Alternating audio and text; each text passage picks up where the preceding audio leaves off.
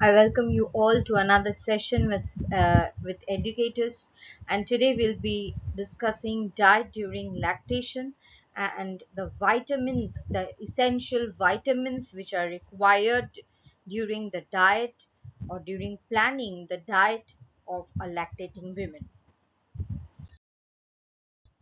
Myself, Manjishta Chatterjee, and don't forget to like, share, and subscribe Educatus. So, first coming to the most important vitamin of the fat soluble group, that is vitamin A. Like when a baby is born, they are born with a very minimal store of vitamin A. Okay, and we all know why vitamin A is necessary, because vitamin A is used to develop the vision, and they are also doubling their size. They are also needed to build a strong immune system. Vitamin A in the form of retinol are highest in the colostrum, and that is the first milk produced by the mother for the baby. And as the uh, milk moves on, or as the milk is being produced more and more, the level decreases. Concentration of vitamin A is highest again in the hind milk. So coming to the requirements section over here, I have not made any separate section for RD 2010 and 20. Over here, the red colored one are for RD 2010, and the normal one are RD 2020, or the modern RDAs. So vitamin A in the form of vitamin A mu G, according to the current RDA, is 840 is required, 840 mg per day, and for lactating women it has been increased to 950, considering the uh, requirement of the vitamin A during the breast milk. Now, if we check the retinol requirement of RD 2010, then you will see that it was around 600 mg for normal, sedentary, moderate, and heavy workers or heavy lactating mother, and there was a rise which was similar to the newer version 2. Now, beta carotene is always the vitamin A sources from the plant. Okay, so from plant we get the beta carotene sources. So it is about 4800 mg, and due to for lactating women it is around 7600 mg, and this recommendation is given in RDA 2010. So always, to meet up this requirement, a balanced diet with all the vegetables, green leafy vegetables, yellow and orange vegetables, and fruits. Along with that, vitamin A sources, rather the uh, animal sources of vitamin A, like the milk, egg, fish, and liver, meat, they are also very good sources of vitamin A. So a balanced diet, considering all the essential food sources, must be given. Both beta carotene and vitamin A sources has to be focused, so that the balance has to be there. Like if we can give the beta carotene sources as well, it will be also transferred or transformed to vitamin A whenever it is required. Coming to the next important vitamin D. Like why vitamin D is necessary? Because first, from this figure we can see that vitamin D uh, is being transferred from the mother to the child through the breast milk. So by 125 OHD, so milk is the carrier of vitamin D, and definitely from mother it is going to the child. And vitamin D is definitely needed by the child to maintain the calcium and phosphorus level of the body. And why calcium is required by the body of a child? that we have already discussed. So vitamin D is definitely a normal component of the human milk, and as we can see, both the RDAs like RDA 2010 and the newer version, they have said that the vitamin D dosage has to be fixed around 600 throughout, whether it is lactating, whether it is a normal period, throughout 600 IU per day. Because like if there is any inadequacy of vitamin D in the mother, then there will be definitely inadequacy of vitamin D in the child, and inadequacy of vitamin D in mother or in child will definitely hamper the calcium metabolism at the same time. So over here we can see that if there is an exclusively breastfed infant with a pre-existing infant vitamin D deficiency, like if suppose a child is there who has vitamin D deficiency, that means the mother, when the mother was pregnant, the mother was deficient in vitamin D, but now she has started correcting her vitamin D status. Then what will happen if the child is exclusively breastfed? The child can correct that vitamin D deficiency in him or her. And if now also the mother is not in a condition to correct her vitamin D problem, then the breastfeeding mother must take vitamin D supplementation along with the vitamin D rich foods on a regular basis. That means vitamin D has to be taken on a regular basis. If deficiency is there, then definitely supplementation has to be taken, and definitely this supplementation has to be in accordance or after talking with the doctor, and after the guidelines of the pediatric nutrition and also the guidelines of the mother's doctor as well. So the child must not be deficient of this vitamin, neither the mother should be deficient. And if the child is exclusively breastfeeding, going through exclusively breastfeeding period, and the mother is deficient, then the child is definitely going to be deficient in vitamin D if this care is not being taken. So definitely the 600 IU of vitamin D per day has to be taken care of throughout the life of a mother, of a woman, we must say, throughout the life, so that the child who is dependent on mother should not be vitamin D deficient. So regular food sources other than sunlight, which will help us to develop the vitamin D in our skin, dairy products like milk, cheese, butter, yogurt and buttermilk, fatty fish. Over here salmon, tuna is said, sardines, but it is not very common in India. So Indian fatty fish, whole wheat, definitely whole grains, fortified foods like what vitamin D fortified soy meals, almond milk, orange juice, cereals, oatmeals are available, and different nuts, mushrooms and eggs are very good sources of vitamin D. So that every dosage of vitamin D is very essential for the mother. So a glass of milk and an egg for every woman is very essential.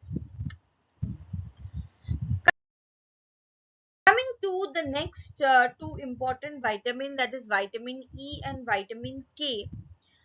Now what happens, that around 19 mg, no proper recommendation is there, is given over here, but around 19 mg of vitamin E is recommended, and that has to be given to the mother. So it is seen that if the mother is taking proper polyunsaturated fatty acid, that means proper PUFA intake is there, then definitely the mother can generate alpha tocopherol in breast milk, which is very good for the child, because this alpha tocopherol will actually help the child to get the vitamin E. And all these bad habits like smoking, and if there is any maternal obesity related, then it is seen that problems related to lower milk vitamin E deficiency, or lower milk vitamin E levels, or there is a chance of vitamin E deficiency. So maternal vitamin E, if the doctor suggests like a multivitamin, or vitamin E through normal diet, has to be given to the mother. Like nuts, avocado is a very good source of vitamin E, spinach, broccoli, kiwi, different kind of puffer rich oil, and pumpkin seeds, and also several fatty fish. Okay. Now the question comes in case of vitamin K, that do infant get proper amount of vitamin K through the breast milk? No. Okay, because breast milk is very low in vitamin K, and even the mothers who are taking vitamin K supplements, they also cannot uh, transfer or carry that vitamin K through the breast milk to the child. So sometimes what happens, if there is a breast milk related vitamin K deficiency, then what happens, vitamin K related deficiency disorders can take place in the child, and but that is not very common, but it can happen. Okay. And so child, because child are also born with a very little store of vitamin K, so that need to be taken care of, and through the intestine, through the stomach, like the mother's diet should be rich in vitamin K, so that the continuous supply of vitamin K for the breastfed infant is there. So diet rich in avocado, kiwi, broccoli, which is again a common source for both vitamin E and K, cabbage, green apple, antichokes. Antichoke is not very common, are very good sources of food sources of vitamin K, and that can be given to the mother.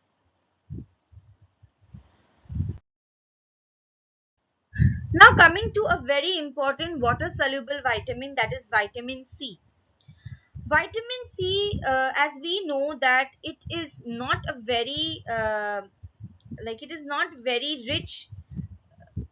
How I will frame, it is not there in a huge amount in the breast milk, but definitely it is required for both mom and baby, because we know it is a great antioxidant, and definitely it helps to maintain the immune system, and also help in supporting the nerve cell.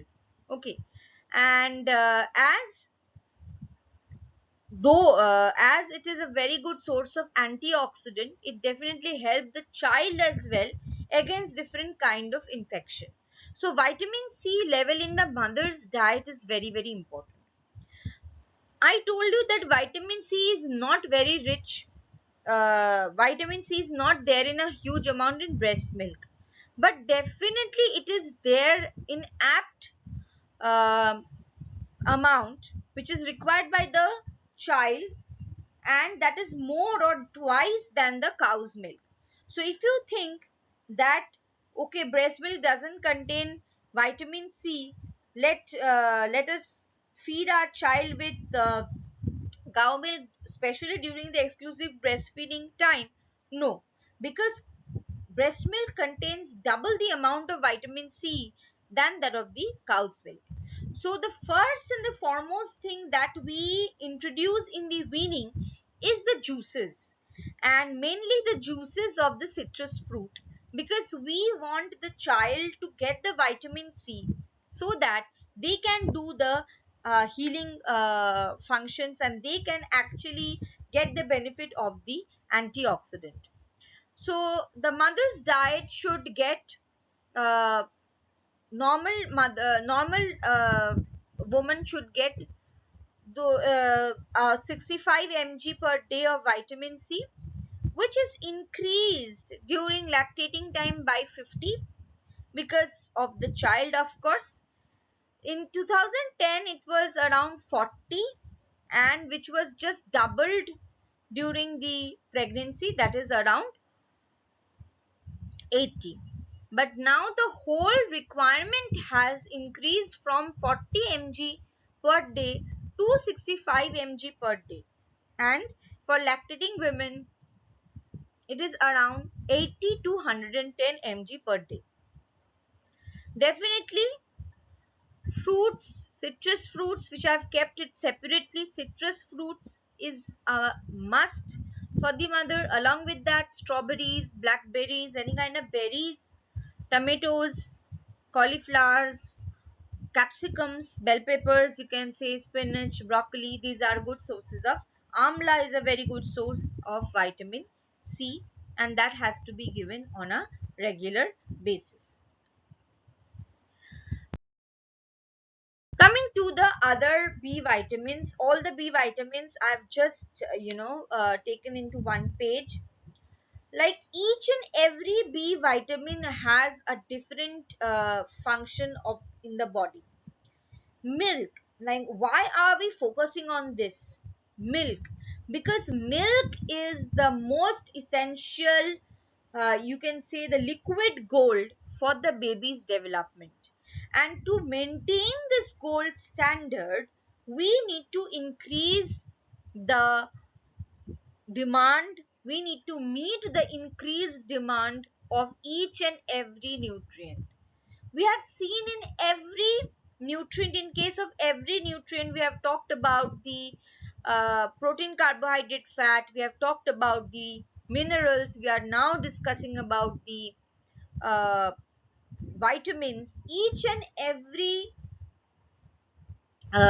vitamin is essential, and the amount has risen because we need to improve the quality of our gold, the liquid gold. So we all know that vitamin B1, B2 and niacin are calorigenic. So you know that this period, or the breastfeeding period, the lactating period, they need a lot of calorie, a lot of energy is required by the mother. And to support this period, excess B1, B2, niacin are required. B6 is required for protein metabolism. This is the growth period of the child, because from the mother's breast milk only the child will get the growth quotient. So definitely B6 is also necessary. Folic acid and vitamin B12 are necessary for the RBC formation, which is again very very important. RBC formation and other functions. So we will just quickly go through the differences of the uh, RDA and the rises in the RDA. So again, I'll just quickly mention that the red one, the red colored one are the RDA for 2010, and the black one are the RDA for 2020. So you can see that thiamine milligram per day, thiamine, which was for sedentary women as 1.0, now it is 1.4, moderate 1.1 to 1.7, and heavy 1.4 to 2.2. So in each and every vitamins, minerals, the RDA, when we are seeing that the RDA are have been increased generally and normally for normal women. Not only we are focusing on the uh, vulnerable conditions, or not only on the special conditions, but also on a regular condition, and we regularly need to make their what we will say nutritional status better. Okay, so in RD, according to RD 2010, there was a rise for from 0 to 6 months in thiamine as zero point 0.3 mg, and for 6 to 12 months 0.2 mg, and over here it is 2.1. It has been mentioned straight and simple, 2.1 mg. So if the sedentary mother is now lactating, so straight away from 1.4 mg to 2.1 mg thiamine has to be given to support the extra calorie which is required now. Similarly, in case of riboflavin, 1.1 to 1.9, in case of sedentary, 1.3 to 2.4, in case of moderate, 1.7 to 3.1 in case of heavy. So plus 0 0.4 for 0 to 6 months and plus 0 0.3 for 6 to 12 months. It has just risen from 1.9 to straight away 3.0 during the lactating 0 to 6 months and 2.9 from 6 to 12 months. For niacin 11, 14, 18 sedentary moderate heavy, which was in case of RD 2010 as 12, 14 and 16, there was a rise plus 4 plus 3 0 to 6 months and 6 to 12 months respectively, and in case as a whole it is plus 5. Coming to the vitamin B6, for everyone it was 2.0. Now the recommendation is like this: 1.9, 1.9, 2.4 for sedentary, moderate and heavy, and for all according to RD 2010 was 2.5. Now there is a slight rise of plus 0.26 for 0 to 6 months and 0.17 for 6 to 12 months. Coming to vitamin B12, it is 1.0. It was 1.0 according to RDA 2010, which was risen during lactation to 1.5. Now for every age group, it is according to RD 2020, sedentary, moderate, heavy is 2.2. Now it has been just risen plus 1. That means it is 3.2. Folate requirement has risen from 200 mg per day RDA 2010 due to lactation. It is 300 mg per day, but now RDA 2020 220 to 330 mg per day, all to support the extra lactogenous or nutritional need of this period. So if we just can see the cycle, vitamin B1 we can get from cereals and legumes, B2 from meat and egg, B6 from seafish and lobsters.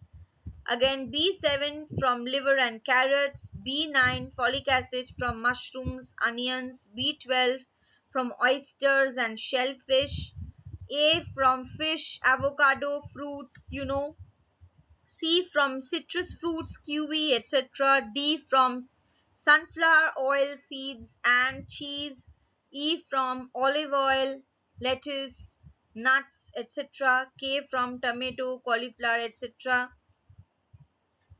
And the rest from the multivitamins from the uh, capsicum, bell peppers and the bananas. So all these vitamins, if you just can take a screenshot of this, is will show you the sources of vitamin and how the vitamin is helping the lactating women. So the vitamin, I hope it is clear to you that what are the different vitamins and how they are helping lactating women.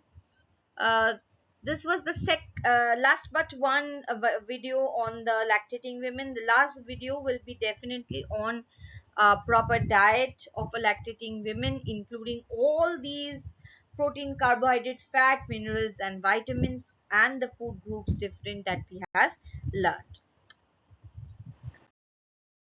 So I hope you enjoyed the session. That's all for today. Thank you, and don't forget to support Educatus.